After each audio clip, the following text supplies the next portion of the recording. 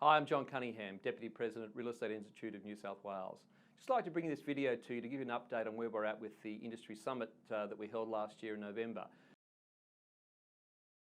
We are as an institute in ongoing discussions with both the major portal operators, and it's really important that we make sure that we're on the same page because we're heading into some very uncharted territory in the future, and our role is going to be critical in making sure that we get the best outcomes for our members.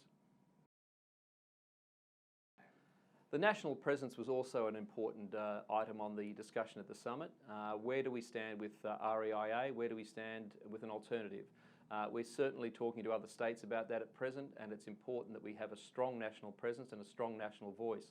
So a lot of things have been happening since November, and we'll keep you in the loop on that as well. The big one at both summits has been the education standards in the industry, and this has really been highlighted with some serious breaches of trust account deficits that we've seen in the last few years that are a concern definitely to the industry and a concern to the Minister for Fair Trading. We're also seeing some other issues that are emerging when agents just really don't know what they're doing. Now, whether it's through lack of knowledge, lack of education, but quite frankly, it is probably of a greater concern. Compliance issues, we're talking about underquoting, that people just don't understand what the legislation states. It's very simple. We think that this needs to be addressed in the way that we go about educating our agents, and we feel that that is a very important part for REI New South Wales to play, particularly in a partial self-regulation model that we're looking forward to sharing with you shortly.